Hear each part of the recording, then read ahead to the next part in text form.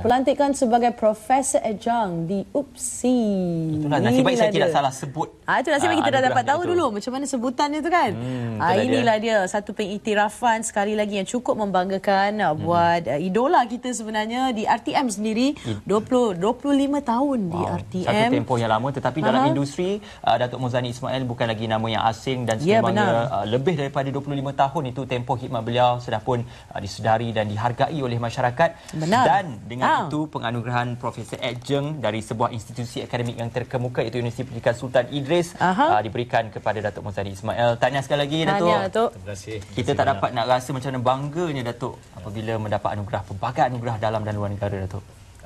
Bangga itu satu hal, tanggungjawab itu yang penting. Itu betul dilaksanakan. Dengan pengiktirafan yang diberi juga perlu digalas satu tanggungjawab yang cukup besar. Tapi sebelum kita nak bercerita dengan lebih lanjut lagi, kalau boleh Datuk kongsikan Profesor Adjunct tu mungkin adalah satu gelaran yang diberi untuk, kalau boleh jelaskan kepada mereka, ada yang tahu macam kita yang dengar pertama kali itu kan. Okey, orang di dalam industri walau dalam apa bidang, sama ada media, teater dan ataupun muzik dan banyak lagi lah, dan lantikan itu dibuat oleh IPTA atau PTS kepada orang industri yang mungkin pakar dalam apa-apa bidang yang diberi pengiktirafan. Tapi dalam masa yang sama saya perlu mengadakan seminar, bengkel, aktiviti dengan universiti berkenaan. So penuhkan jadual saya yang sudah penuh lah. Yang seadanya dah penuh.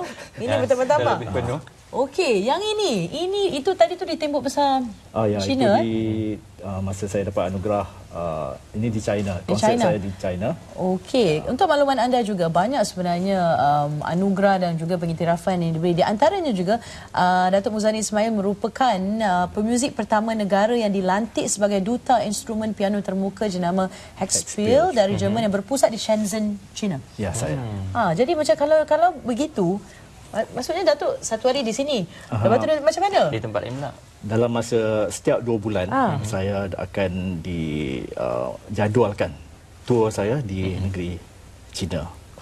Jadi tapi sebabkan saya bertugas juga dengan kata di sini di RTM, jadi untuk keluar terlalu lama itu tidaklah sesuai sangat. Saya pun tak suka meninggalkan pekerjaan hakiki yang ada, menyusahkan orang lain yang kita asyik cuti kan. Jadi selalunya kalau tour tu 2 minggu, saya pendekkan jadi 3 hari. Jadi boleh bayangkan yang dalam seminggu tu dipendekkan, maknanya satu hari tu saya akan bergerak dalam 3 bandar yang berdekatan lah. 24 jam. Macam kalau pergi ke Guangzhou, saya akan pergi ke Zhongshan, saya akan pergi lah. So, kalau saya pergi ke Beijing, saya akan pergi ke Hebei yang berdekatan. Jadi setakat sekarang ni saya telah menghabiskan 11 bandar di negeri China. Dan berbagi banyak lagi. Jadi apabila kita melebarkan sayap di luar negara, apatah lebih baiklah juga kita berkongsi ilmu dan pengetahuan kita dengan anak-anak tempatan. Jadi bukan senang menjadi Datuk Muzani Ismail sebenarnya. Baru kita tahu. Baru kita tahu. Padatnya jadual beliau. Penat tapi minat. Passion tu yang penting. Datuk, kalau kita lihat sebelum ini penyertaan Datuk dan juga sumbangan Datuk lebih kepada musik, lebih kepada broadcast, lebih kepada industri hiburan dan sebagainya. Tetapi kali ini dengan pelibatan dalam bidang akademik, bagaimana Datuk melihat ia sesuatu yang berbeza daripada apa yang pernah Datuk buat sebelum? Sebenarnya tiada banyak bedanya, kerana dalam kerjaya saya tidak akan lama. Maksudnya akan sampai satu tempoh yang orang muda perlu menyambung legasi, misalnya di orkestra RTM itu. Dalam masa usia sekarang ni saya perlu mencari orang-orang muda untuk menyambung kedudukan ataupun tempat yang saya berada sekarang ini. Begitu juga dengan anak-anak muda yang ingin membina kerjaya dalam bidang muzik di universiti tempatan. Misalnya kita ada 10 universiti di Malaysia sendiri yang menawarkan kursus muzik. Jadi sebagai orang yang berpengalaman dan ada sedikit pengetahuan untuk dikongsi, saya rasa inilah peluang saya berkongsi pengalaman, memberi harapan, memberi inspirasi kepada mereka yang kerjaya pemuzik itu adalah kerjaya yang terjamin. Baik. Dan cerita tentang video muzik yang dipaparkan kini. Terbaru. Ini terbaru. Oh, yang ini di Hebei. Ini di Zhongshan. Zongsang. Ya. Jadi kerja saya selain daripada buat seminar, buat konsert, saya dikendaki membuat video klip oleh Hatspiel untuk ditayangkan di negara China lah. Tidak di Malaysia lah. Hanya di negara China. Ya. Sepanjang kita kata tour Datuk di negara China itu, apa yang Datuk dapat input daripada pengalaman Datuk di sana dalam usaha Datuk untuk lebih mempelbagaikan kreativiti Datuk dalam muzik? Untuk orang kata apa, memecah tembok besar ataupun negara China itu bukan satu yang mudah. Apatah lagi kita orang asing yang tidak tahu bahasa Cina dan orang Cina tidak tahu bahasa Inggeris. Tetapi muzik ialah bahasa penyatuan. Muzik itu international language. Jadi melalui saya dapat berkongsi ilmu dengan kanak-kanak daripada umur 8 tahun sehingga ke peringkat profesor. Yang biasalah negara di bawah pemerintahan yang berbeza, dia tidak berkongsi dengan dunia luar. Jadi dia tidak melihat sesuatu yang luar pada kotak. Jadi tugas saya ialah mendidik mereka keluar pada kotak dan memberi peluang mereka, menyedarkan mereka bagaimana dapat muzik ini dipelbagaikan. Jadi pengetahuan saya tentang lagu-lagu Cina, lagu-lagu klasik, lagu-lagu jazz dan apa saja lagu itu perlu ada pada saya lah. Dan ada juga yang bertanyakan macam piano yang ada dalam klip video tersebut dibawa khas. Ya, piano itu sudah berjalan bersama saya merata-rata daripada lokasi pertama di Luizhou, naik ke tembok besar negara China, dan juga merata-rata piano yang sama digunakan di mana-mana lokasi. Ismail, piano tu pun dah jelajah tu. Jelajah ke sana ke sini. Apa istimewanya piano tu? Piano itu ialah satu piano buatan Jerman, tapi dibeli oleh orang Cina dan ada industrinya, ada kilangnya di Shenzhen. Jadi saya harus memperkenalkan piano tersebut di samping memperkenalkan muzik jazz. Itu ialah yang perkara asas lah yang saya perlu bertemu. Dan banyaknya pelajar-pelajar saya yang datang mengikuti seminar saya adalah pelajar-pelajar klasikal. Daripada yang saya cakap tadi, pada umur seawal 8 tahun kita sudah melihat bakat orang Cina ini ialah satu bakat yang cukup istimewa, dan tidak heranlah mereka melahirkan pemuzik bertaraf dunia. Sebab kita boleh lihat daripada mereka masih peringkat kanak-kanak. Datuk, difahamkan Datuk mula berjinak-jinak dalam lagi itu bermain piano dan sebagainya, dan muzik ni sendiri seawal usia 8 tahun. Dan kini jangan tanya usia, tapi dah lebih kurang 47 tahun. Minatnya tu dalam bidang muzik tu sendiri kan. Do the math.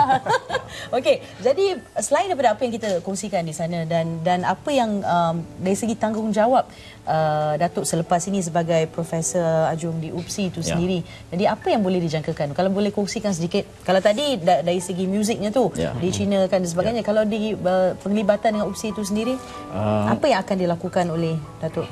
Pelajar-pelajar jurusan muzik yang masih lagi mentah ataupun baru perlu digelapkan, perlu dibagi inspirasi, perlu disuntik semangatnya supaya dia tahu perjalanan. Sebabnya kadang-kadang muzik ni merupakan pilihan terakhir. Mak bapak pun kalau dengar anak nak belajar muzik tu, tak payahlah kan. Anak saya pun saya tak galakkan sebenarnya. Jadi tak ada anak saya yang mengikut jejak saya. Tapi mungkin ada anak segelintir ibu bapa lain yang sudah berada dalam bidang muzik. Cumanya perlu muzik di Malaysia tidak macam di Amerika, tidak macam di China. Sebab negara yang besar mereka ada industri mereka sendiri. Tapi kita negara yang kecil, kadang-kadang kerjaya pemuzik itu tidak terjamin. Ya, benar. Jadi apabila kita melangkah masuk tu, kita tidak boleh toleh ke belakang. Kita mesti ada matlamat apa yang kita akan capai. Itu yang saya pegang daripada dulu. Sebab saya berasal daripada negeri Perlis. Kalau tahun 60-an, 70-an tu, jangan bayangkan sekolah muzik, traffic light pun tak ada.